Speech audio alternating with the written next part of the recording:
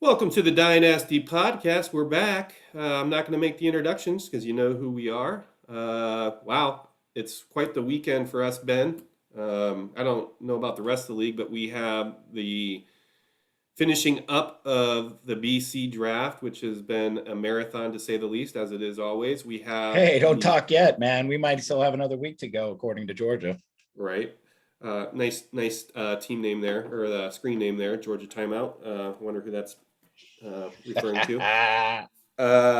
We have the LOEG draft that's already underway under without clock management starts officially today at 3, and then we have the Game of Thrones auction starting today at 3 as well. So quite the busy weekend. I might end up getting divorced this weekend. My wife is already up my ass about being on my phone too much, and so Oh shit, we have an auction this weekend. starts in a few hours, buddy. Starts in a few. It's So broke, I nonstop can't for even two pay months. attention. When you're in four of these leagues, I didn't realize it until this year, but it's 2 months of glory basically, and allowing Yeah, and you ourselves got to people trying to shorten it out there by cutting yeah. clocks. I think that's a Make good it point. easy.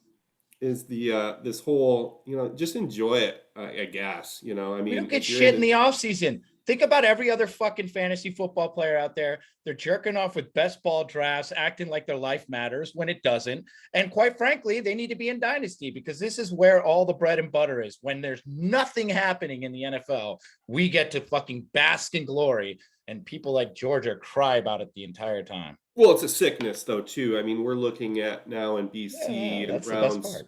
5, 6 of guys that I don't even know if they played in college. They might have just they might be guys that walked on or something like that. And I'm just kidding.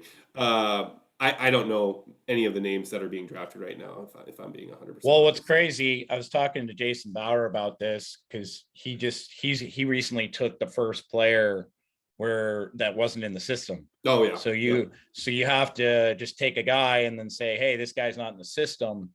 And he pointed out, which I noticed, he's like, MFL didn't put like anyone in the system. I mean, there's people who are drafted that aren't in the system. Right. I Yep. mean, it's crazy. So like normally there are a lot more on it. And I don't know if this is just the earliest we've drafted in BC, and maybe usually we draft like later.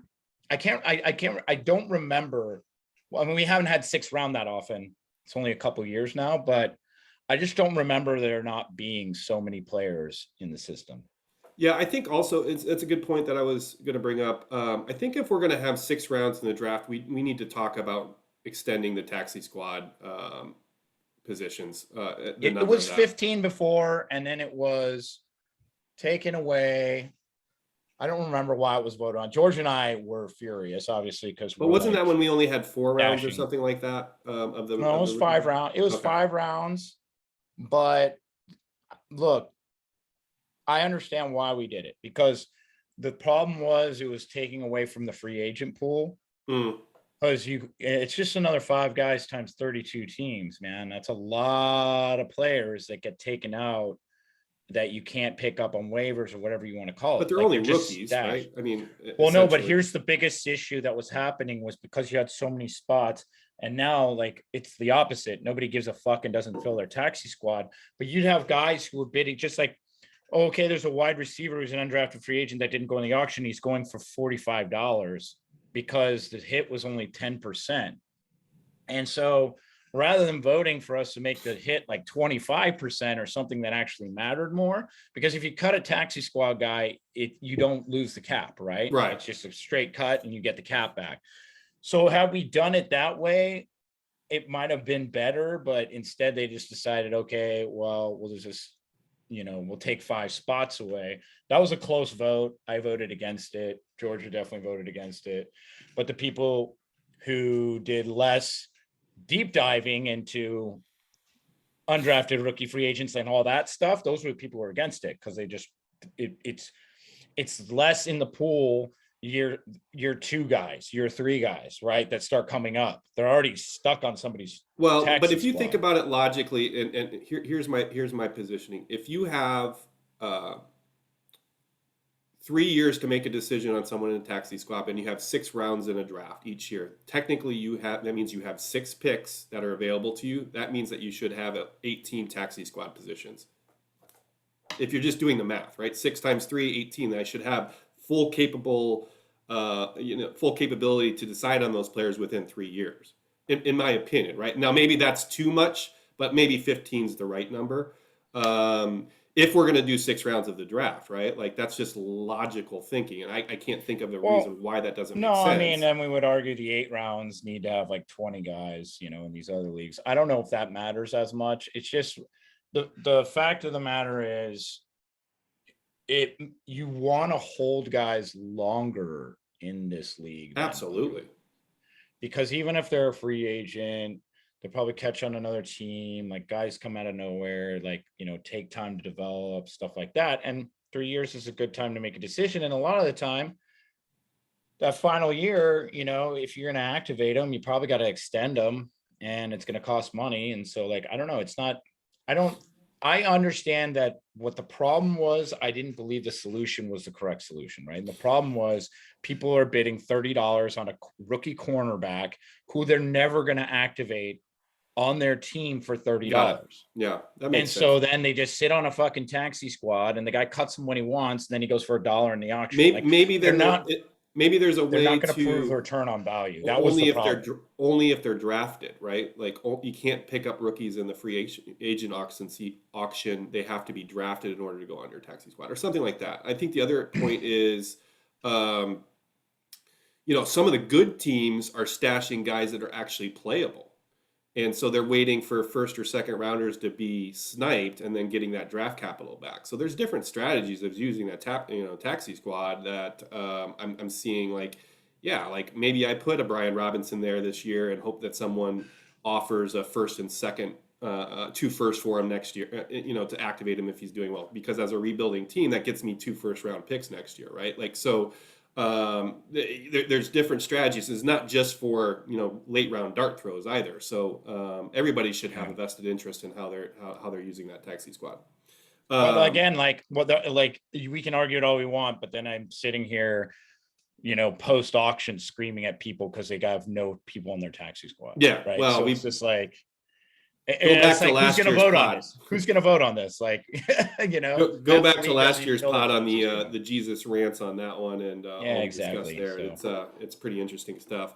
The second kind of league item that I wanted to talk about before we dive into our review of the first round of the draft and possibly into the second and third rounds as well, maybe even later, is this whole Week 14 bye issue.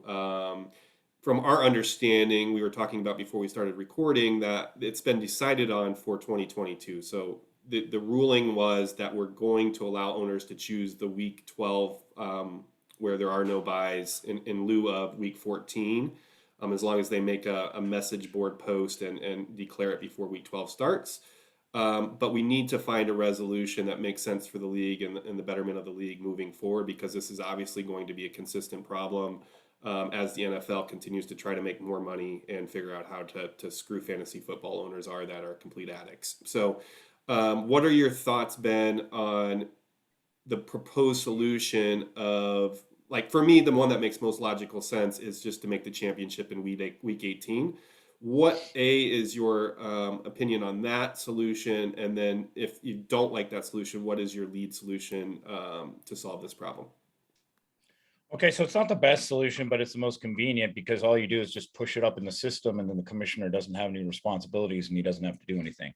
And it's just taken care of. The problem is traditionalists just aren't going to want to risk having a finals where you aren't putting your best team forward, which can happen when you have benchings and guys on buys. That varies from year to year. Sometimes it matters, sometimes it doesn't. But it definitely happens, right? Like Aaron Rodgers is going to get benched for Jordan Love. That's a pretty big downgrade in your championship if you are paying him a lot of money, for example. So I get why. But usually it is mostly the people would be against quarterbacks, that. right? Like quarterbacks and skill position players, maybe two guys on 3 teams. Anyone total, banged right? up will sit if they have to, though, man. Like, you get half a team or 3/4 of a team that can go all the way to the defensive end. You need to be healthy going into the playoffs, so they'll take every opportunity especially if they don't need the game. And so I guess what it comes down to is, like, that's the easiest and most straightforward solution. if people wanted to do that. But the fact of the matter is it has to change. It should have changed. We should have changed this before this became a problem again, because it went 2 teams on bye, 4 teams on bye. Now we're 6 teams on bye. And now it's just like, that's preposterous number of teams to be on bye any week with how many weeks there are. It doesn't need to be 6 teams on bye any week. And now the NFL just chose to do this. And that's a problem, because like we have to fix you can't just have, instead of 1 team in the finals not fielding their best team, let's say half the teams that are in the playoffs not fielding their best team. Right. And, there's arguments. Well, you got the points all the way to get there. I mean, whatever. I mean, sometimes those weeks you don't need them. You don't need them. You don't need them, whatever. I think, in all honesty, the current solution is the higher maintenance one to do. But I think it is better for 2 reasons. One, we keep the week 17 finals. So you're going to field the best team in the finals. And then what you're going to be able to do, which I think after we do it in practice, people will like it when they have to practice it, which is when you get to week 12. And I wouldn't say week 12 is the definitive week. It's like the earliest non-bye week, right? And I don't know if that's what they did, but I'm sure week 12 has no bye teams or something like that. That's why you picked it. So, which is fucking insane. Why is the NFL not putting bye weeks in the middle? Like, that's so stupid. Like, fuck the NFL, fuck Goodell. We'll move on. Now, well, I think the reason why they don't have bye weeks is because that's where things really start to get, decided, and that's a key time for the NFL to make their money, right? Like, no team in the NFL wants a fucking bye week, week 14, man. No. Like, it's way too late. Like, right. I'm saying week 12 doesn't have any buys because they want to have as many games being aired as possible when it's getting heated in the divisional standings. They don't want people on bye because it's more money. But yeah, you're right. They would rather have their bye week, week 5 or 6 to give themselves a little bit of time, like a mid-season break, that kind of thing, kind of like the NBA All-Star, break. 4 teams for fucking 12 weeks in a row. Like, what the fuck is wrong? I don't know. Whatever. Yeah. Anyway, or not even that. It's so your solution. I'm sorry to interrupt you there. Is to do what exactly? So on, what I think is proposed is that if you have a player on bye the first round of the playoffs, you can choose in the moment to either keep the bye in the playoffs or apply that bye to week 12, right? And so what that does is a few things. You can gamble to try and get the win to get in the playoffs and be minus guys, which is probably what would happen on normal circumstance. Or you can decide to play the guy now, which in reality, health-wise, probably makes the most sense to do regardless, because a guy could get hurt later or whatever. So I think you'll see most people just say, I'll take the week 12. But there's going to be matchup situations where you'll be like, well, I don't know. Like, my team looks pretty good without my studs. Maybe I'll gamble on it. You'll see people lose on those gambles, right? But the point is, I get to make a decision, and my decision's going to be good or bad for my destiny of my own path, right? And but just to interject here for a second, we don't know for sure if the non-bye week is for everybody's going to be week 12 in the future or not. So you're saying any week that has, how do you decipher when the first week going backwards, the first week that has no buys? So the closest week to the playoffs that doesn't have buys. Yeah. What if there is no buys? What if there's no week that doesn't have buys in that situation? I don't know if the math checks out, but like if they did 2 for 11 straight weeks, so that'd be 22. I guess it could happen. I don't know. I haven't looked at the schedule. You go to the first one. If that case, I would go to the first one that only has 2. Okay.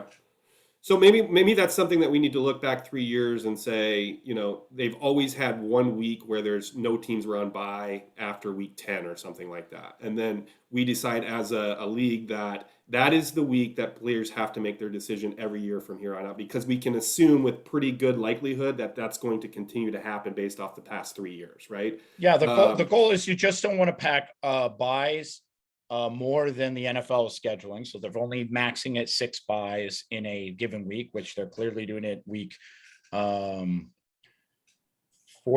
which makes it tricky. If there was like 6 and then 2 all the way across the board, then yeah, it would cause a problem. But I don't think their scheduling works like that. Yeah, we'll have to do some more research on it. So there's another solution that we can dig into.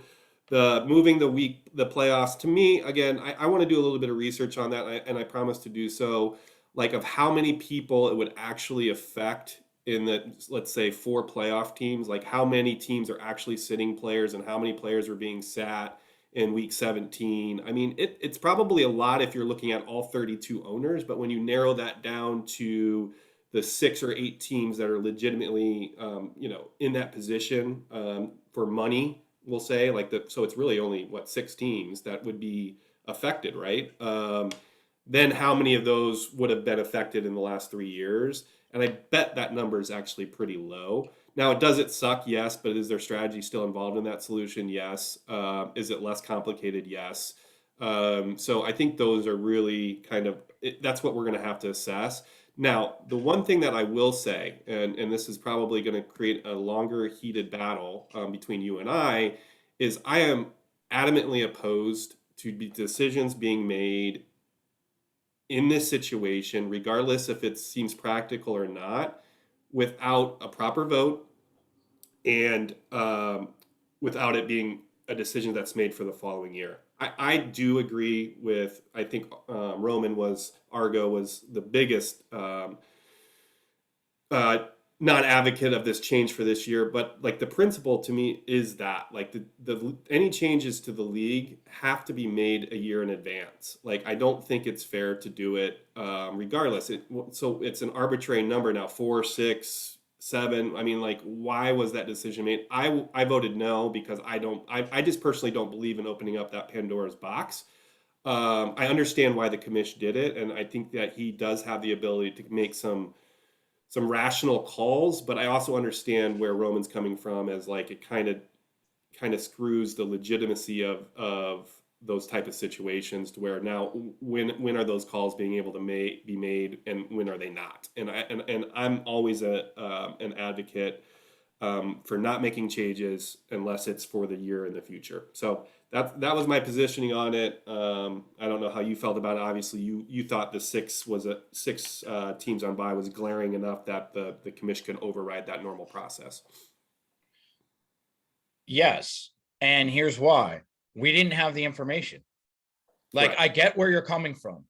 We've had 18 weeks in an NFL season one time. Now we have a second sample size, which is like, was this 4-game thing a fluke? Mm-hmm. That was absurd. Now it's like, no, fuck you harder. It's 6 teams now. It's like, whoa, this is fucking out of hand. Yeah. 6 teams is really detrimental. Like, we saw 4 fucking really screwed people over. Yeah. Legitimately screwed teams over in the playoffs. And there was like, I don't know, a little bit of a stink over it, but like clearly not enough was made for us to take in the power, because again, that was one season, one time, one shot. Now, we should have probably preempted this and been like, we need to make sure this doesn't happen. But when it came to 6 in the final, it's like, what in the actual fuck? Now, like, you just took like that. NFL just did that and fucked half the rosters. Yeah. Okay. Fucked half the rosters and gave advantage to the other half. Like the MFL's doing with. Should that be changes. Like energy loss? I mean, don't even get me started there. That's a totally different story. Sorry. But this is the NFL. This is not, nobody has control over it, okay? And chalk it up like injury luck, sure. But it's like, okay, my entire team got injured before I even started. Yeah. And yes, it can part of draft strategy, but that's kind of silly because those guys develop, and like, it shouldn't be in decision making. It just shouldn't be in your decision making to be like, I want to avoid these guys or have these guys because of buys and this and that. And it was the year before, even though the season wasn't, the season was 17 games, but they had week 13 buys, and it was only 2. And it affected teams, right? It was like, I lost because Tampa was on bye. missed my first round bye in a way that we voted to change the following year, Right. On seeding, which is a different story. But I lost that first round, and then my points total would have won the next two. Yeah. Right. And I lost that because my buys were there in that week. And I had like Levante David, Trippier, Gronkowski. I mean, it goes on. I had Aaron Jones. I had my whole fucking team on bye. So I threw in the towel, worked the whole year to get to the playoffs, and then threw in the towel. And that was two teams. And I got the unfortunate. Roman probably should have made a little more stink on how much it affected him week last year. And we should have really just looked at it. We just were lazy about it. I think that's the biggest fault. I think the biggest fault is we saw a habit, a process forming by the NFL, and we didn't get ahead of it. Now, here's another suggestion that I have, that I think would be really advantageous for everything that we're talking about, and other issues as well. It seems to me like when there is an issue that arises, we get pulled in so many different directions because there's a lot of chefs in the kitchen. What I would propose moving forward is that when the league standings come out and we have the divisions aligned, that each division nominates one person as their speaker of their house, if you will. And that person is, hold on, that it's up to that division to decide on by majority vote. They nominate that, and in congruence with the commissioner and hopefully a co-commissioner, then any issues that we have, those are the people that discuss it and bring the possible resolutions to a vote. Instead of everybody throwing out all these ideas and back and forth. Sometimes I think people just like to fucking argue too. And they think their solution is the best solution. So we have four heads of each division. They can take the input of each one of their players, and then they come up with a concise suggestion to bring to the table of the commissioner and the other heads of the divisions, and then that's what's voted on. So that accomplishes like just cleaning up these messes a little bit more formatically. That to me seems like a really good hierarchy of how we solve these things moving forward. But I don't know. Maybe it's over. I don't think you get the participation to do what you think you can do there. Well, that's the problem of the people. Then if they don't go through that process, then they have no reason to bitch. That's what I'm saying. It's like that's fine, but we're talking about, this is probably the first time anything's been ruled in the current season that I can remember. And I could be wrong. There could have been something else we had to change before in scheduling or something like that. Well, yeah. But this is the first time we've had to just say, dude, this is wrong. Should we fix it now? Is it? And like, I probably. But every year we're changing things. I don't disagree with people who had a problem with it. For me personally, it was just like, Argo blew up his whole team because it went that way, and maybe he thought he had an advantage, and that's why when he didn't get that advantage, he decided to blow it up and rebuild. Like, I'm not really sure, but on the flip side, like, how many teams are just going to blow the fuck up if that shit's happening? It could have been the fact he didn't also think he had a chance of winning in the Superbot as well, right? Like there's many. Our division's stupid. I shouldn't be competing either, to be totally honest. It's also makes it more sensitive that it is a super pot, right? Like, and so there's a lot of money at stake, and there's a lot of cloud. Yeah, I mean, I remember one time there was a rule that almost passed that said you couldn't change anything unless it was a super pot cycle. Can you fucking imagine that in this league, man? If we didn't change everything every 4 years, fucking dumpster fire. Like, this league is so complex and complicated that it just needs attention to the detail that you don't need in these other leagues. It's got deeper playoffs. It's got crazy roster constructions. It's got way too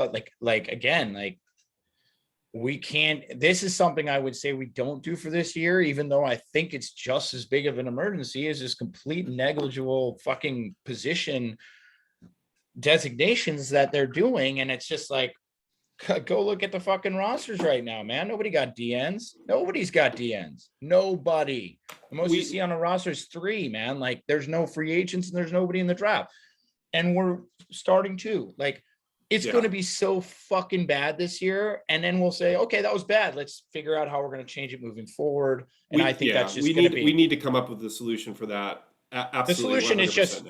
The solution is one starting D tackle, one starting D end, and make another starting linebacker. Again, I think we need That's to the cleanest way to do it, we because need it's to just the math is there. we need to nominate people that are kind of on a committee to start solving these things and be supportive to Dan, who I I, think, hold on just a second, that I think Dan does a great job. But as you've said, like, this is a that fucking committee different exists in beast. the message boards, man. It's the same people talking about it. It's the same people discussing the things, and it'll be the same people on the fucking board. So I don't know why It we got just to get gets all at over like the place. Like, not it's not really, man. organized. It seems to me like I, it does. So we can agree to dude, disagree. It just nothing's seems like going to a be lot of blah, organized. blah, And blah, blah, and everybody's this right is about like, something. it's like fucking voting in the United States, man. You're just voting for the less shithead evil that's going to happen to you.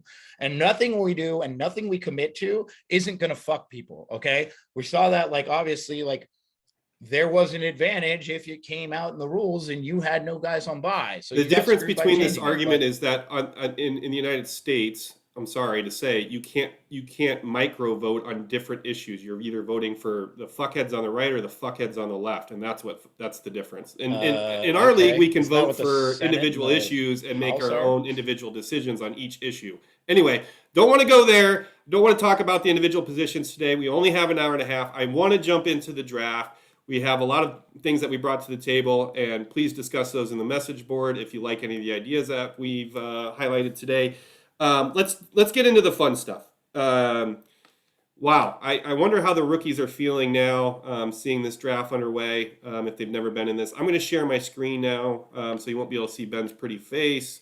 Um, Nobody so let's cares. just dig in. I want to hear your overall thoughts on the draft thus far, and then maybe highlighting the top 10 picks. We'll go through those. And then I want to talk a little bit about your favorite two selections of the first round, your worst two selections of the first round.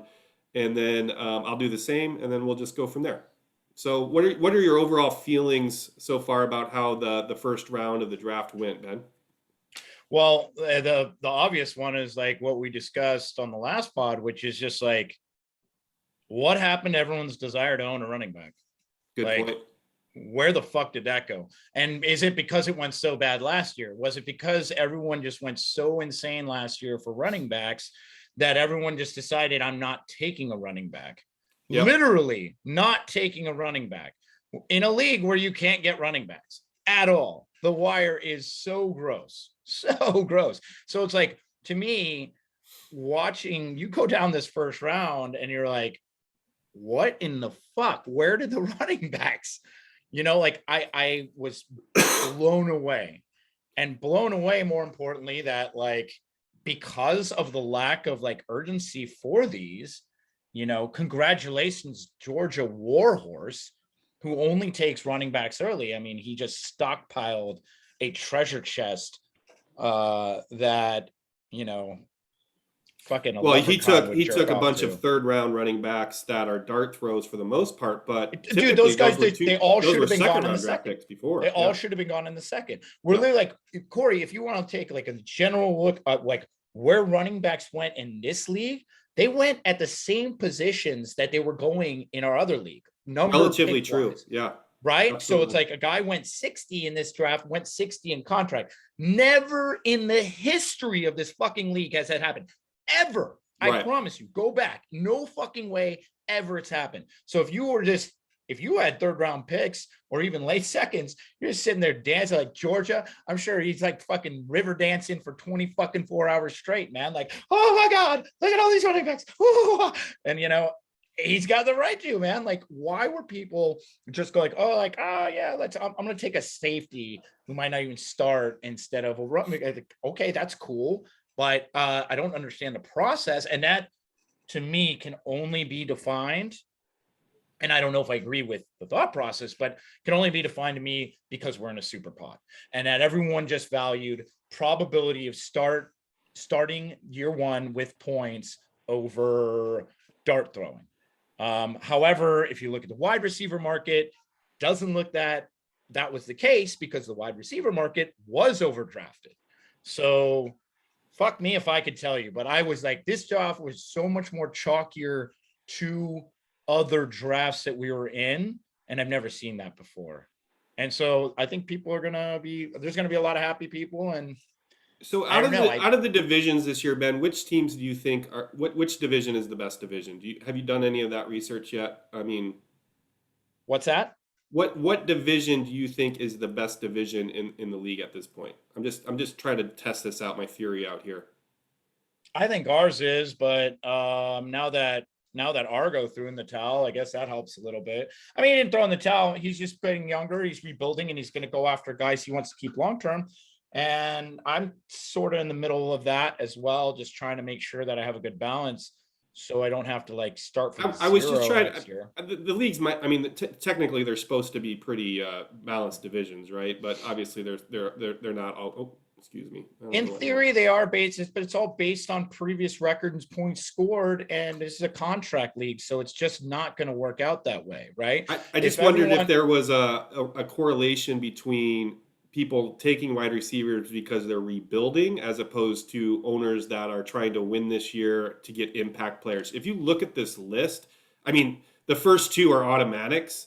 Jamison Williams, if you're trying to win this year, probably isn't the best receiver on the board, right? If he's going to miss 6 games, unless you feel but for me, he was the best long-term fantasy receiver, and I've drafted him anywhere I can, right? So I mean, I'm trying to get a correlation of are we winning now? Are we competing in the super pot this year with our draft picks, or are we rebuilding for the future? And it I think looks a like lot of those teams are in contention, man. I like yeah. a lot of those teams. I don't see like there's maybe one or two that are like, I am dead rebuilding, but like, I don't know, man. I mean, to be honest, it's super pot, and I think everyone's going to more people are going to give a try this year than would on a standard regular season. And so, hey, let's just see. Like, I guess the thought process was that wide receivers going to have a better chance to make an impact year one than the running backs. And everybody stated also, I think pre-draft and regardless of dynasty format, that the wide receiver class was better than the running back pool. Correct? Like, and so I guess we could have assumed that if there was only clear, maybe 2 studs out of the running back class with Hall and Walker, maybe we should anticipated guys wanting to take the wide receiver that they felt had more upside and could be more of a. I have heard this class is full of wide receiver 2, 3s, and 4s, and there's basically like maybe going to be a couple ones maybe that can come out of it. Right. I've heard this wide receiver class is not talent top heavy. It's just got a bunch of guys who are good. And you can see that when you see fucking 3 guys from a same team going as high draft capital as they did. I mean, Ohio State just like cranked them out. It's weird. So I see a lot of busts. I see a lot of busts happening. Wilson, Olave, totally and who is the third? Williams is from Alabama. No. There's Garrett Wilson, Chris Olave are the only 2 Ohio State guys. I think there's 3. No. Anyway, it doesn't matter. So we anticipate about 5. I think we put the over and under at 5.5. Only 4 went, and then in the second part or the second half of the round, then we got. I guess you could throw in White and Robinson, Pierce, and I mean that's kind of the next class. Oh, and I'm sorry, excuse me. One other guy, Zamir White, I thought was in that grouping personally.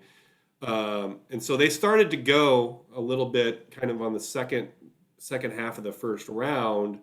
I personally didn't think that they were going to last as long as they did. I mean, if I'm being honest, Zamir White going 21 overall is a fucking steal for the Mandalorian. I mean, I just never anticipated he would be there. That's why I moved up around this position here, the 15, 16, 17 spots, to try to get one of those guys, whether it be Robinson or White. Now, it didn't end up hurting me too much because my target was David Bell, who I ended up getting in the drop-down spot that I paid the price to move up to get Brian Robinson. But it's still surprising, like at the end of the day, that some of these guys lasted as long as they did. I think there's 19 running backs or 18 last year that went in the first round. Does that seem about right? I think we had a bet where I think it was around 18.5 or something like that.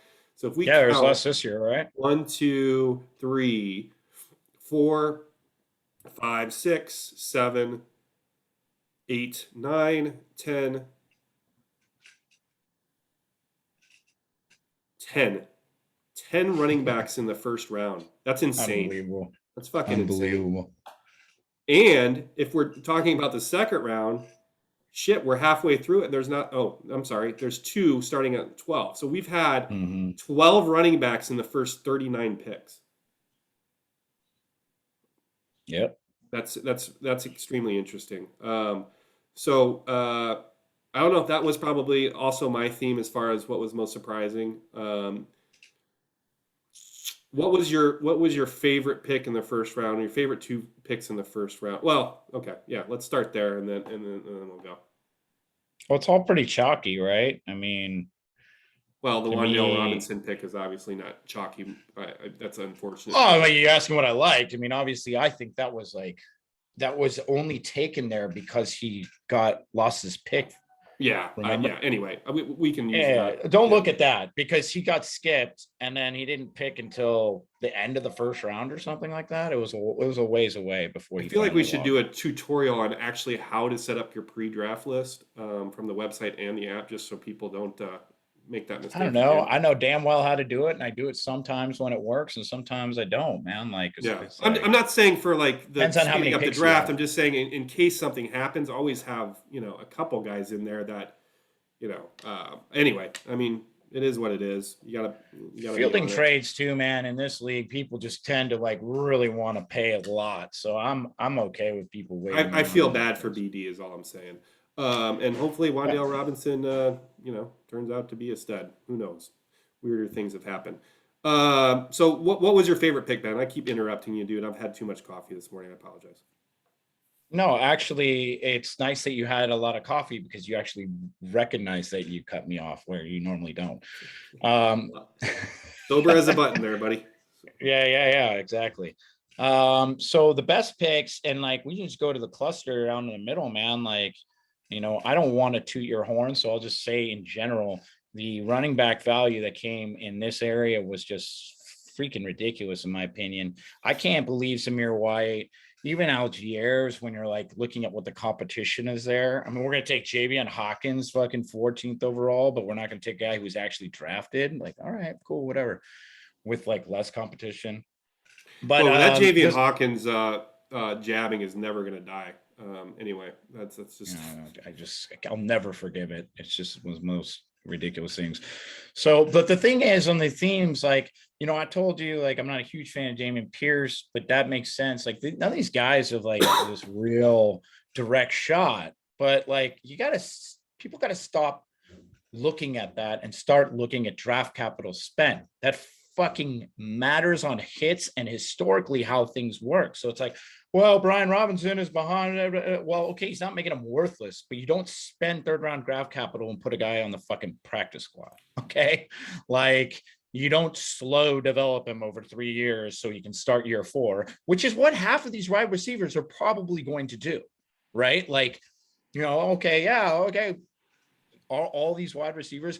Do you think Johan Dotson is going to fucking start year 1? Go smoke another crack pipe, dude. Dude's not even close to getting on the field. So what are we talking about? Like, why would you take that guy over a guy who's competing for a starting job or competing for a backup job in a committee or actually announced to be in a committee, which is what Brian Robinson was? He's like, okay, I want to go back to doing Jonathan Stewart and D'Angelo Williams. Okay, well, that sounds like that guy's pretty fucking valuable in this league. Will he be Jonathan Taylor? No, but you don't get Jonathan Taylors with the 15th pick. And the fact that all these running backs in this area weren't pushed higher, it just shows how people are in love with the situation of the wide receivers versus the situations of the running backs. Me thinks. You don't think Jahan Dotson's going to play in his rookie year? No, I don't. I'll bet that he does. I mean, well, okay, he's going to play. How many points do you think he's going to get? You think he's a wide receiver 3? A wide Pull up the receiver roster, 3 in our Pull up the league? roster. Pull up the roster of the Washington Commanders. Tell me who he starts over. The depth chart? Yeah. Well, I mean, they have McLaurin and they have Dotson, and then they have. I'm trying to think off the top of my head. Oh, they have the dude that the little Curtis guy. Samuel. Does he suck? He was hurt, but he was a Curtis really good Samuel, yeah. football player. I think Dotson's going to play, and I think Man, look he's at the going to have guys a they have decent from season. before that actually He's already were like listed they checked out. as the wide Yeah, receiver whatever. 3 On ESPN, fuck ESPN. Well, I mean, whatever. I mean, yeah. Anyway, we don't need to split hairs on that. There's a bet there somewhere. I think Dotson has as legitimate chance of playing and getting significant snaps in compared to some of the other wide receivers that are taken there. Now, if you wanted to Okay, say, okay, all right. if you wanted to say, I'd rather have Alec Pierce, which I think you believe was a great pick, which I don't disagree with, or at least where he was taken. God damn it. Alec There we Pierce, you go. want to bring up that depth chart? No, well, I mean, he's second on it. I don't think anybody's gonna really. I mean, unless you have Paris Campbell higher. So Hey, he's taken Alex Pierce later. goes I 19 and strongly Dotson disagree. goes. That's probably my favorite pick. Like Scottsdale getting Alex Pierce that late just doesn't seem logical to me. Yeah, Super pot year, not logical. Like for the guys who are taken ahead of him at all. Like quarterback. Okay, let's Carson Wentz versus Matt Ryan. What the fuck? A third versus a second option? Whatever. I don't get it. People like their guys. That's cool. But I will I'm just gonna say there's my discrepancy right there. I don't understand it. there's a lot of make or break picks here, right? Like if you look back on this, I didn't want to share too much information pre-draft, but I think the Sky Moore pick is. I mean, fucking, that's just a dangerous pick if you ask me. Yes, he's with Patrick Mahomes. Yes, he could be explosive. He also could be fucking nothing. I mean, like, do they have plans to use him? Is he a Tyreek Hill replay? I don't know. But taking him 9 overall and then having someone like Mort get Chris Olave at 11, like, I don't see how It's Chris Olave is a nonsense. bust. I don't And that's see it, right? Like, and so yes, he's got long term capabilities with Mahomes, but and it's an explosive offense, and they have but there's still Juju there. There's still dude, but that's assuming he's the number Scantling one there. There's option. It's yeah. assuming he's the number one option, which he can't be because Travis fucking Kelsey is like, right? Like, I would okay, have so just like rather have the dart throw. Olave's competing against a Michael Thomas we're not sure is healthy and a Javaris Landing we know is over the hill. Yeah. I mean, I would have rather had a George Pickens there. I would have much rather had, Justin Ross, who's the free agent guy, that Roman took 2-6 overall, that we were both high on. Yeah, we'll not get into that too much. Congrats to Roman on that pick.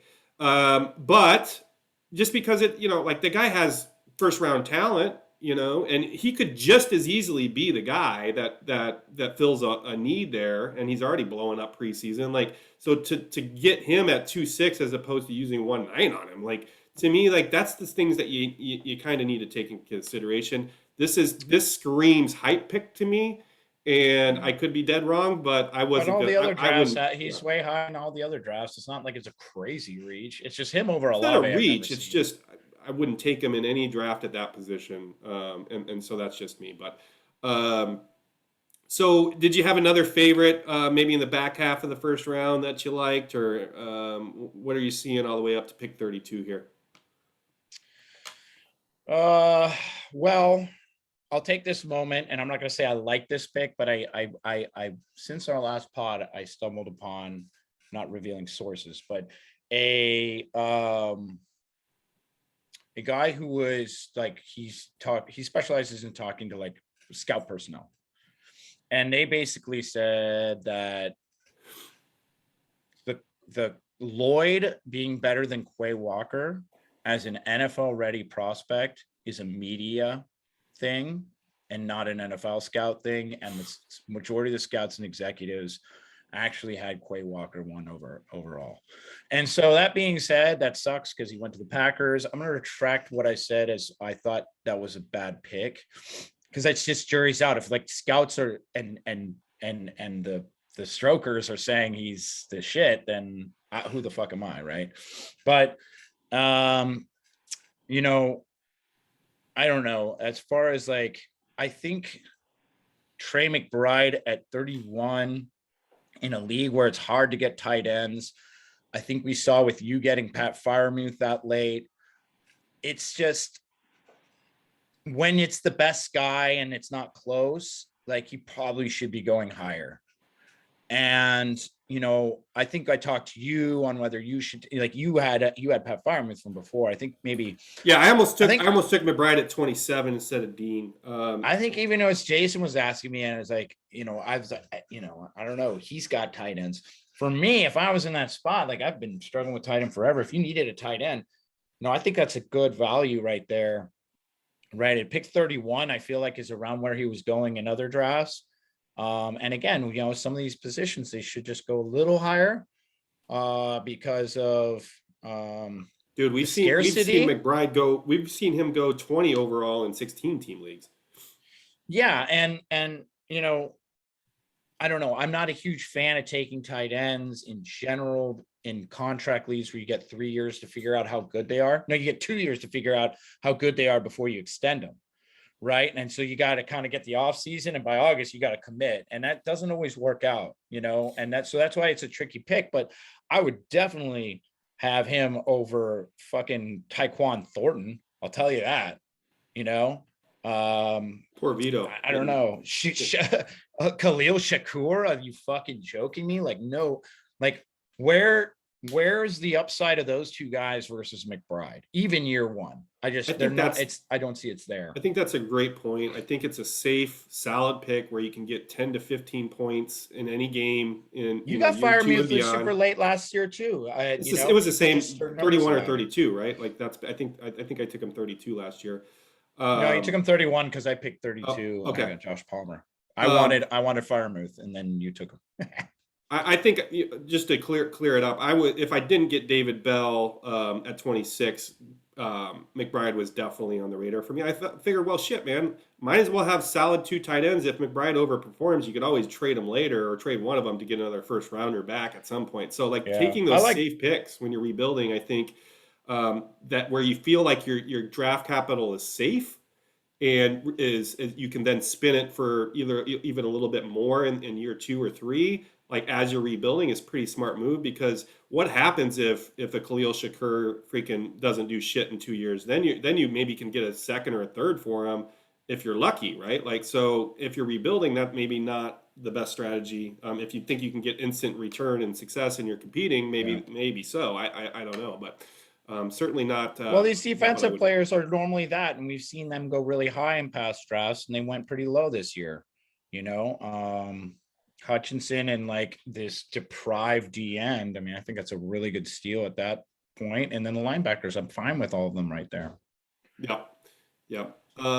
I will. I'll bring up a couple of my favorite picks. I think I kind of alluded to it. I think, you know, I am consistently seeing Garrett Wilson fall behind some of these other guys, It's and being crazy. that close to Sky Moore. I think that's a mistake. I think talent wise, he has as much talent. The situation might not be as good. But congrats to Lazy Bear, even though he got the two Jets. I think he made the most out of his draft capital in the first 10 picks. Yeah. Um, I thought the Mighty Orphans had a great first draft. And I know he's our brother in arms, Jason. But to get Spiller at 10, who has the upside of being a three down back, getting playing time this year, I thought was a great move for him. I also thought that getting a solid pick in Aiden Hutchinson at 22 overall, he's going to have an 8 to 10 year career. He's going to put up points. Again, very, very strong pick there instead of taking a risk in some of these other guys. And then he had the previous owner had taken Sermon last year, I think fifth overall, and so he's on the roster. You can't really move him for dirt cheap dollars. So to get Davis Price here, um, when he also moved back from this 15, so he got a running back in the same kind of tier, if you will, has the potential to be someone or bust. We don't know. At 23 was a smart way to build out his roster. At least he has two of the three guys now in San Francisco, and then he then used the draft capital and no, I'm sorry. Then in moving back from 15, he ended up getting a great player or a possible great player in Kyle Phillips at 24 with the pick that I gave him to move up. So to Yeah. me, I I think like he them. executed a pretty strong strategy there. He didn't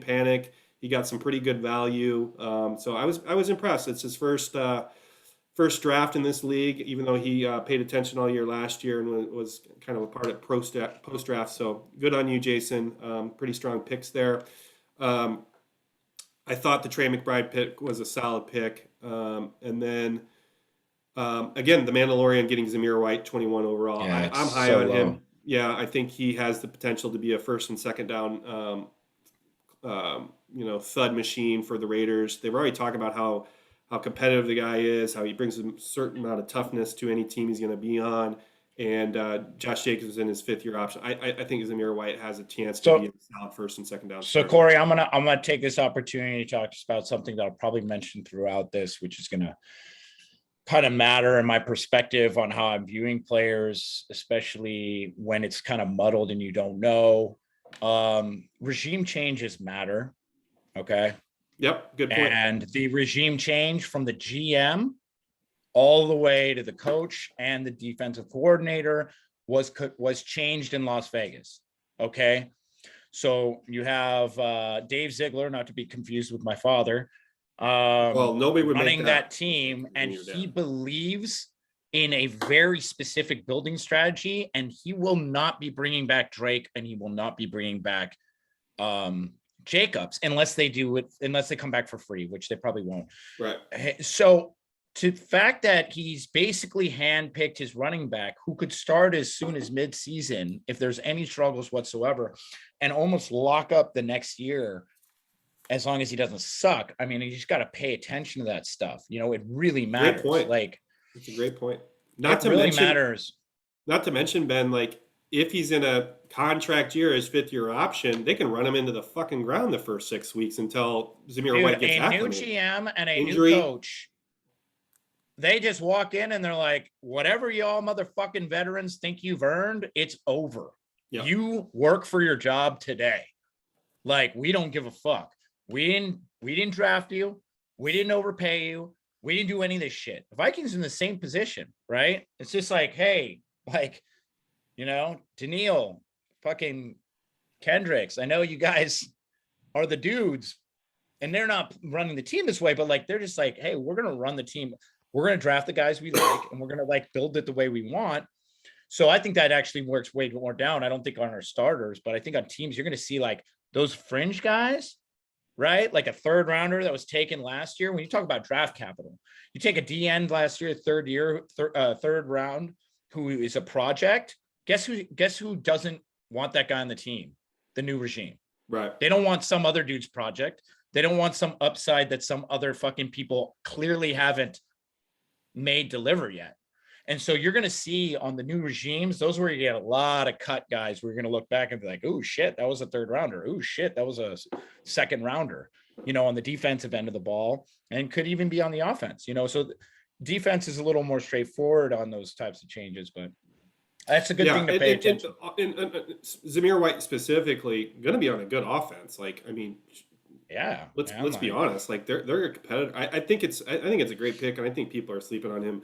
Let's put it this way: I wouldn't be shocked as Zamir White performs. Everybody on this list not named Breece Hall in year one and in year two. Like it's possible. Like and the same goes for Brian Robinson, who I've talked about a lot, and I've obviously invested a lot.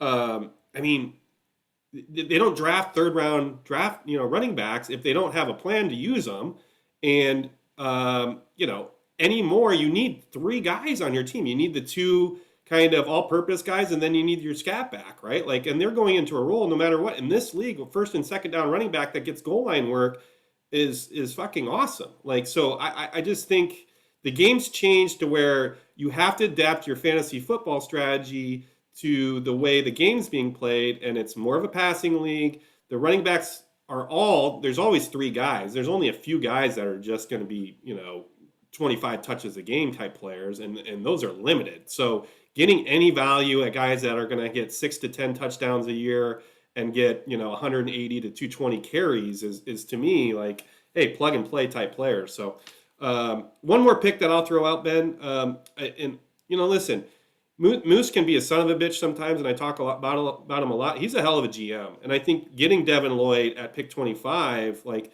he does a great job of playing the draft, moving up and down. He doesn't fall in love with players. He falls in love with value. I think Moose is one of the best GMs in our leagues, and I want to give him credit, man. So good work on him. He could Yeah, have a 10-year starter in Lloyd the right league. there. That's 10 to 12 picks. I can't remember when I feel like first linebacker was like 15 or something like that last year, and they went in this big stretch. So I like that value. Yeah, yeah. Okay. Well, I don't know if do we need to talk about the loser? I said maybe pick one loser. We've kind of No, I think we kind of did. I think we kind of did through our conversation. I'm not a fan Uh, of the Tyler Algier pick. The reason why I think there's a lot better running back. I mean, to pick him over White to me is just crazy. yeah, Um, it's like it's opportunity. Like I think Damian Pierce isn't good. So like yeah, that's same fair. thing. You think It's it's a fair. not as good of a running back with the opportunity, Damian Williams is there. I mean, they're a shit team, and so explain to me how a low capital running back is what was he drafted? I don't know. I guess I shouldn't Sixth, say. I think. Okay, so low capital, Fifth, no maybe. investment into him, running back that's on a I could shit be team wrong. that's going to have to pass to come back. Should know this. Good luck, good luck. Probably I picked. that's a mid second round pick to me or early second at the earliest. But everybody has a strategy. That if I had to pick the Javian Hawkins pick, not because he's from Atlanta, that's my pick of the year to put my stamp on. All right, I don't think moving there on. is one. There's no undrafted free agent taken in the first round. It's almost impossible to say so, but fair enough. Yeah. Well, moving on, we can talk a little bit about the second round. This is where we see more of the IDP players falling. Scroll down a little more. We had 3 IDP players picked in the first round. 4, excuse me. 5. If Thibodeau was the last pick, so 5, all of them being linebackers, except for one defensive end in Hutchinson. So that's also partly due to the positional ranking. So starting in 2-1 now, that's where we start to see a lot of mix of these IDP players and some more running backs starting to pop off here. Take it away, Ben. What do you think here? Yeah, I mean, this is all pretty standard. Like that's how it should go. I don't love Thibodeau going ahead of these DNs, just unless you think he's going to get changed to DN. He's going to have his hand in the dirt and rush faster, so for less points.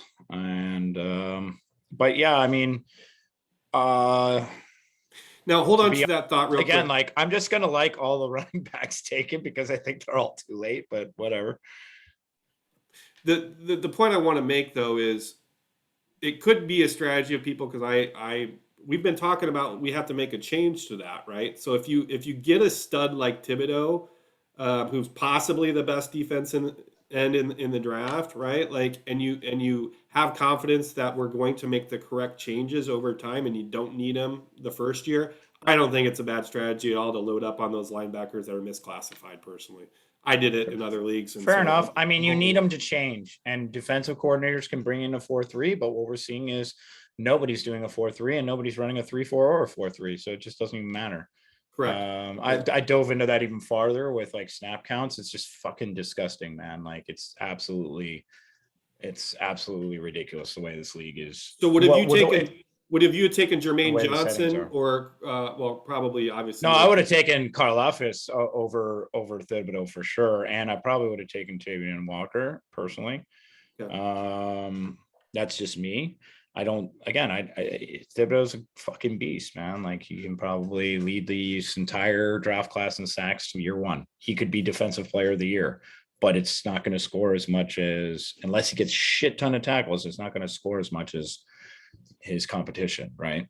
So Travon I don't know. Walker, I mean, the number 1 overall pick going, 34th overall is just, I mean, Hey, he went third overall this time around instead of fourth, so that's yeah, not that bad. I interesting. mean, What for about me, this? like, What about this Jelani Woods pick by Fleece? Have they moved on from Grayson, who they drafted last year, completely? Like, what is like? I missed these. I wasn't studying the tight ends too much, other than the yeah, top. Jelani Woods is just no, they have Mo Ali Cox, I think, there that they signed to an extension. It's just his profile's good, but I don't know. Most I read about it, a lot of people don't like him. But I know they spent a lot of capital on him, and he's like a big pass catching tight end. So I don't like. I really like Greg Dulcich like a lot. I think he's going to be better than Jelani Woods, and I think he'll have a role year one. But I still think both those tight ends are egregiously high compared to where McBride went. Right. Right. Like McBride is like a 100 million light years ahead of those players. And so like when you look, it's like, oh, you 7 picks later, you're going on the next guy. It's like, woof, Well, I've heard So I think that probably talks more to how good of a, what's that? I heard Dulcich can actually replace Alberto. So I mean, no. They're not going to, no, Alberto's going to do what Alberto did last year. Dulcich is going to replace Noah Fant. Okay. That's what I'm saying. Well, like, I guess as an Albert O owner, plays. you were hoping that he was going to take that next No, he's leap. just going to do. He's going to be the same guy. He's going to be the same guy. What I'm hearing, they're just going to keep him on what he does well, and even Dulcich isn't going to be Noah Fant. They're making like Noah Fant had like a section like this of plays that were specifically for his talent, and from what I heard from a podcast that I listened to was of a guy who's like goes to the training camps of the Broncos. He said that is the same for Dulcich. They're doing the same for him. Now, maybe not as many plays, but they're making plays specifically for him, like new plays. And if they can get creative, get tight ends down seams, Russell Wilson can hit them.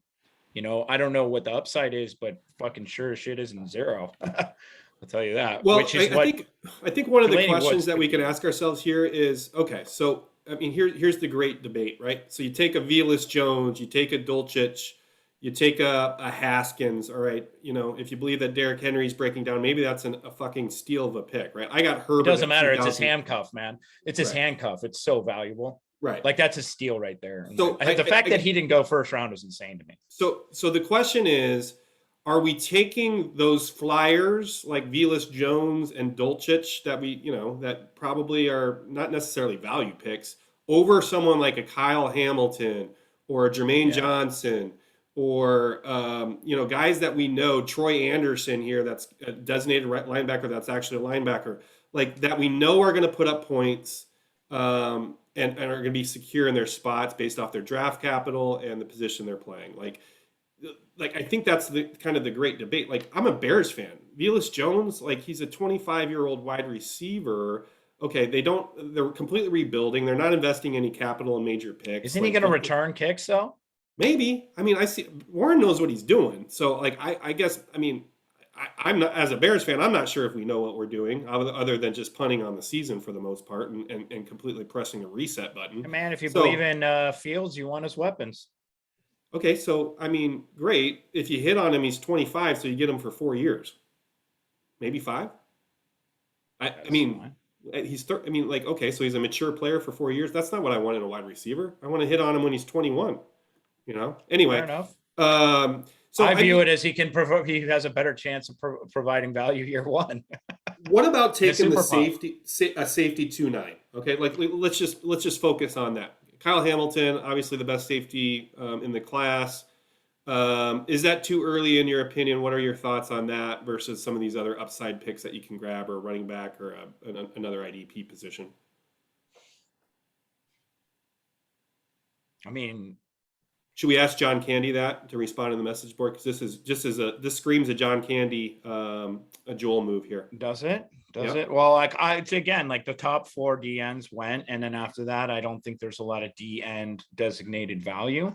So I'm okay with Kyle Hamilton going after that. I think if you're going to say who should have he had taken, if we're just going to argue guys after that. So go down Christian Harris. Fucking CNA went 2 picks later, so it's not like that's too high. That's too high. Okay.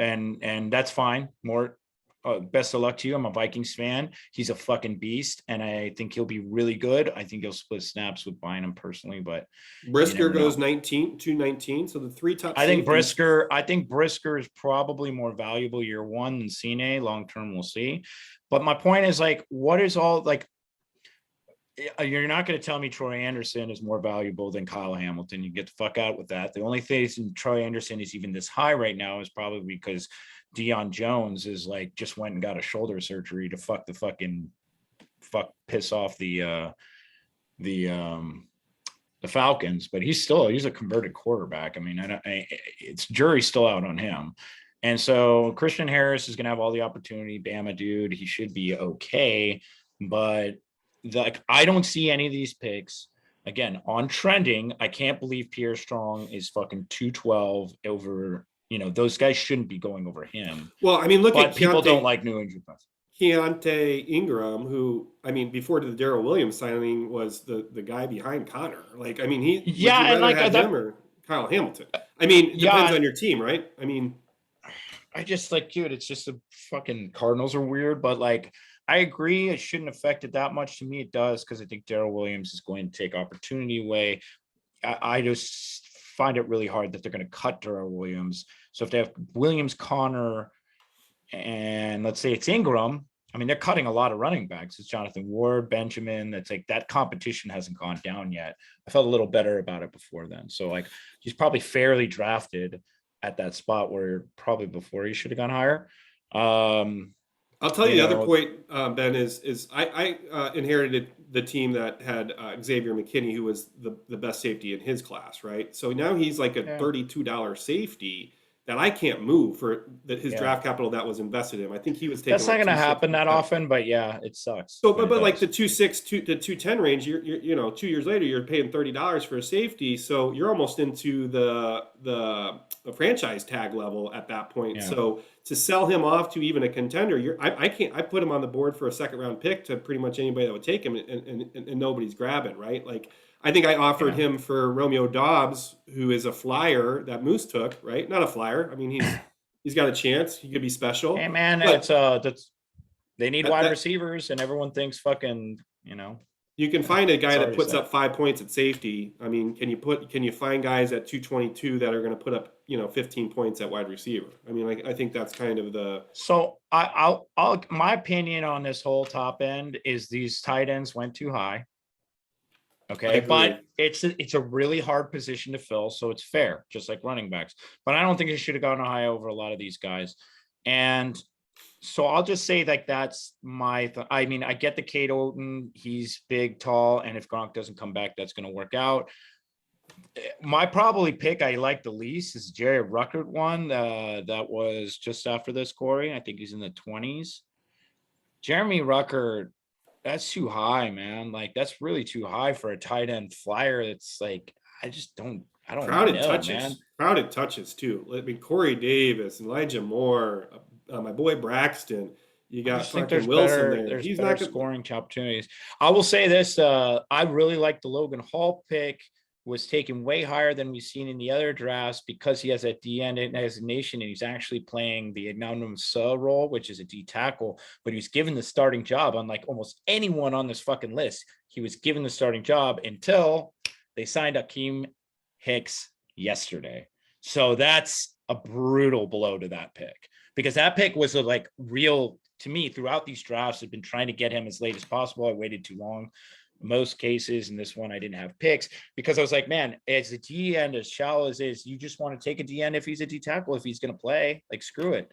Like, I don't know until they change his designation, but a lot of these cases, they're 3-4s and they got to leave some of them at D end or you won't have D ends. Even if they're called D tackles, you either have 2 D tackles and 1 D end and all linebackers, in which case, so like sometimes you'll see D tackles listed at D ends.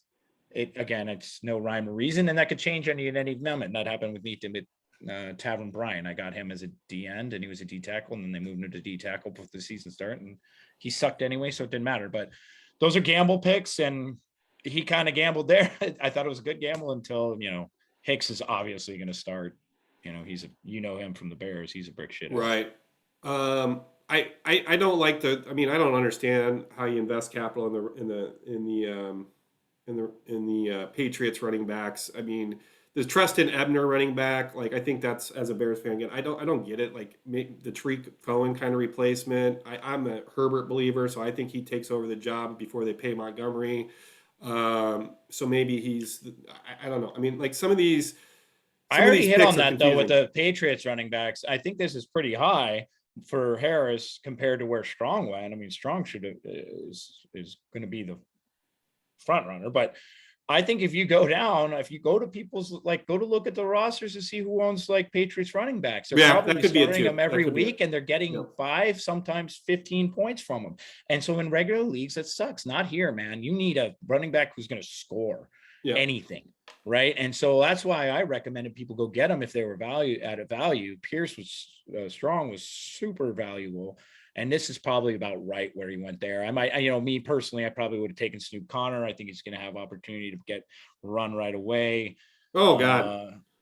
Yeah. Old Georgia. Just like look at all these fucking running backs. I want to look what They're all in I his think. taxi squad. This is kind of the last Go down kind to his of. taxi squad. Go down to his taxi squad. I know. Hold on though. We still have Right. so we have Mitchell, who he got last year on his win. He has Robinson, who was a win. So two guys that have already paid off in this strategy, right? Like he could trade those Yeah, guys. but he took those in the first. Those were first rounders, except Oh, for yeah, Robinson. right. That's true. That's right. That's right. I don't think James Robinson was a first rounder. No, it says on the right. He was 309 in 2002. Okay, so that's a fucking win. Mitchell was 302. I'm sorry, 131. 131. Yeah, Yeah. that's what I meant. 130. Now scroll down to his taxi squad and see how many running backs he got this fucking year. All right. So here's what we're looking at. 1, 2, Way to go, 3, 4, guys. 5. 5 guys who all have a chance to be the backup, or at least maybe third on the depth chart, I would say, or have a role within Georgia. 2 years. He hit that sweet spot in the 4th round too, where you nabbed those 2 safeties. I think I traded down, but I was gonna grab JT Woods, and I just he cleaned house. I mean, third round guys. I don't know about the Chandler. And I fucking don't want to give Georgia props on this podcast. I want to just talk shit. I want to say but you know what? Blue chip, you're gonna get what you fucking deserve. You gave him all the running backs, you fucking jackasses. Yes, I'm calling everyone a jackass who had a pick in the 1st, 2nd, and 3rd round since I didn't. That's it was never mind. I take it all. Yeah, I mean, interesting strategy to let. Well, not but to the let thing him. is, he went and got them. I mean, they're there, and he was Elijah Mitchell at 131 was a reach compared to all other drafts. It's really high, right? He hit. None of these guys he took were too high. No. They're like, oh, okay, you got Snoop. Where? Pretty much where he went in the other guy. Like all these guys he got. Oh, well, that's about where it was going on the other. It's like gross, man. And I get it. By the way, since you're sitting right there and I'm talking about running backs, I really like that Jerrion Ely pick that you took in this league specifically. I think he's returning kicks if I'm not wrong. And well, I think he's got speedy upside to get on there as a change of pace back regardless. So I think that was a good 3rd round, early 3rd. Well, he's kind of fits the LaShawn McCoy / Westbrook kind of Andy Reid player. Listen, I wanted Kennedy Brooks, but when someone's going to give you a third, and a 4th, like to move one, get a guy that you're of equal, value on, like I'm going to do it all day long. So, well, Kennedy Brooks, I'm really high on too. I really like him a lot. But there's a world where he's a practice squad guy. There just is. Yeah. And I think Jerrion Ely in this league, that's the kind of guy where you're just like, hey man, I'll take my 120 points a year. Yeah. His floor is returning kicks. And then I have some upside that he hits the field and has an explosive play here or not. And for people who, and there's a lot out there who cannot start a running back, man. That's a really valuable thing. I will tell you too that they're listing on the roster as a running back and a wide receiver. So keep that in mind. So they might change him at some point. Well, I mean, if he has both designations, that hopefully that'll get adjusted at some point. The other thing is, what was I going to say? I can't remember. Imagine that. Okay. Doesn't really matter. A little bit so I can see the second half of the 2nd round to see if there's anything really bad. Second half of the 2nd round? Yeah. This is all pretty standard. I don't hate any of this, man. I think the Drake Jackson's a little high for me, but that's fine. I think Daniel Bellinger is fine. I'm okay with all these picks. I think It's just flavor. This Some is good where you see a values at run of running linebacker. backs. So, like, look at Some all good. these running backs that are going in the end of the second and beginning of third. Never would have thought those guys. That's where the run would have happened. Devontae Wyatt, DN, not a lot of DNs out there. I think that's a good value, especially considering Sam Williams is actually a D tackle and could get switched at any point. He goes to the next one, and I don't know. They're probably about the same player. So yeah, I think the Peshal. I mean, these are. Habo pick's good. I think some of these linebacker picks are good. A tackle going 311, interesting.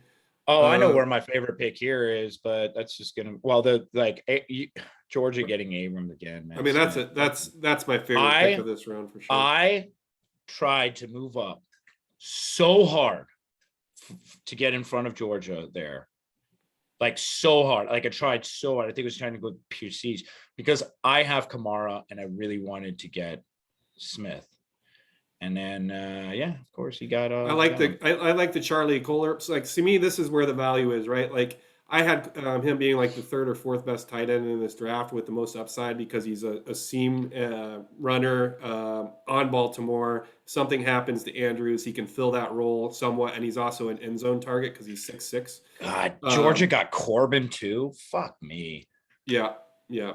I Just give think them all the 5-star recruits who are good at football, folks. God damn it.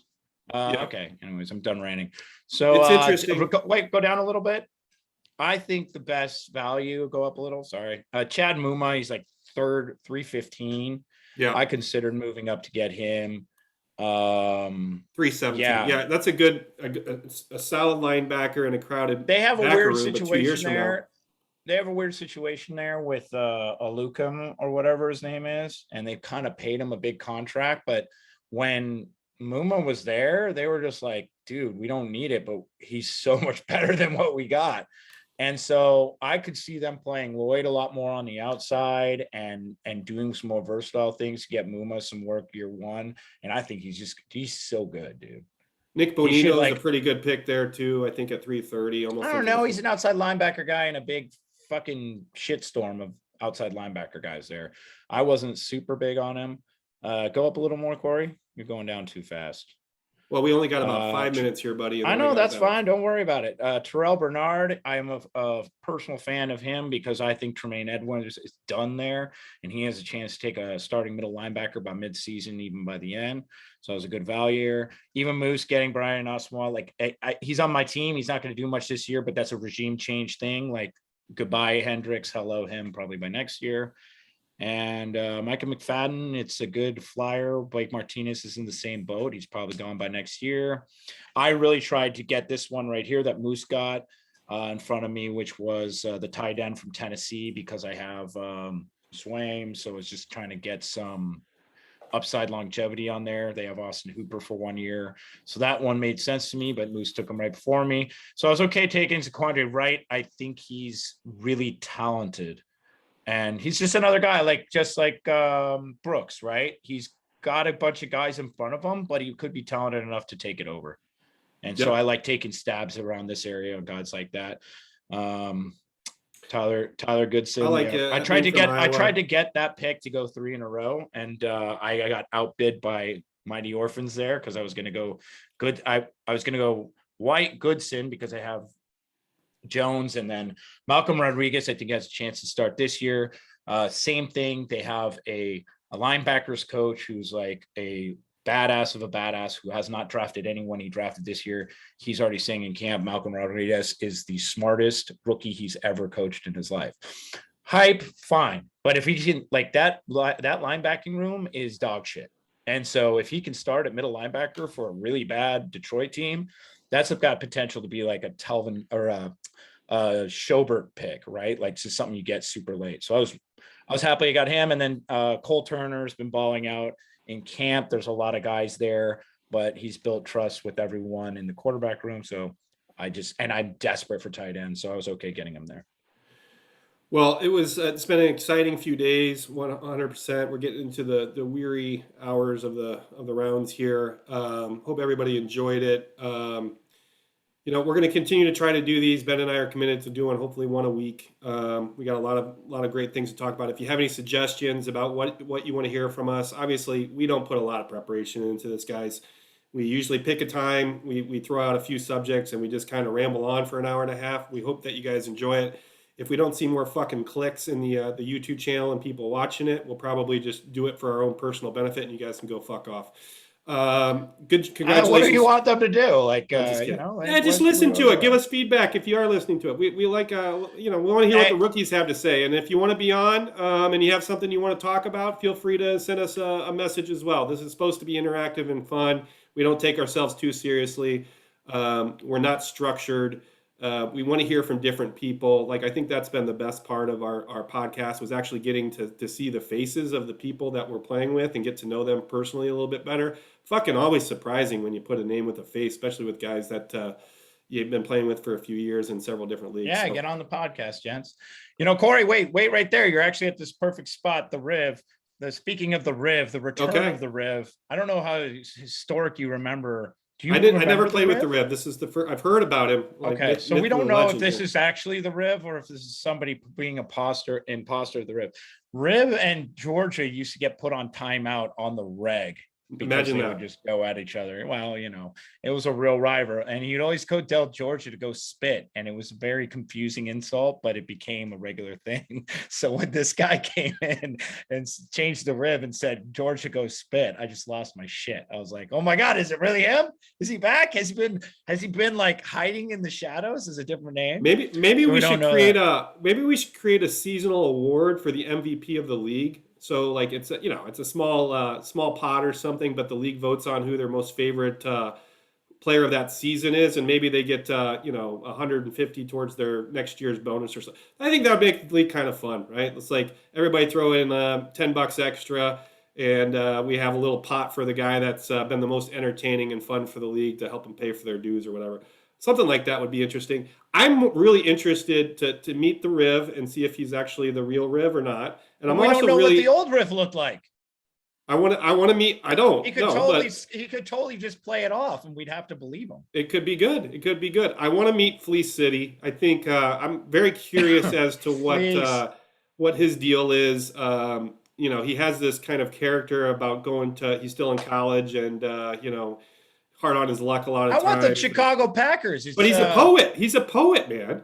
I don't want to talk about Chicago Packers. It's just blasphemous. You're not upset about that? I've talked to him privately. Chicago Packers? I've talked to him privately. Yeah. Minneapolis Packers makes one of. It's a fucking. You got to have a good explanation to be a Packers fan when you're from Chicago. Well, let's get him on the pod. Hey, Chicago Packers. Not because we're Packer and Vikings fans here and we want to talk some shit to you. We actually want to have you on the pod and have a good conversation. Yeah, no, you had a good draft too, and yeah. It's always better. Like, and we're. Obviously we can't hide behind it much anymore, but it's always better to meet the people in person instead of listening to how their personality shines in chat.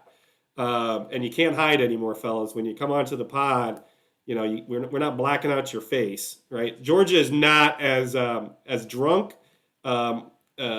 vicious, or it's a character, and his character is not what it seems in real life. We'll put it that way. Characters. I think George. His texting really makes him seem way more drunk than he might hit the sauce a little bit early on a Wednesday, Thursday, or Friday. But hey, the whiskey. He's earned that right. And we love our Georgia. Don't take him too seriously, folks. Except for in his GM. But everyone tell him to fuck off when he keeps crying about the clock. Everyone. Yeah, I think that's Everyone in the chat right now goes to say, fuck you and your fucking clock talk, Georgia. Jesus said so. We got some guys we need to get on the pod. We appreciate you guys spending time with us. Hopefully you found it enjoyable. And we are out until the next time. Thanks, Ben. Talk to you later, buddy. Hey, see you guys.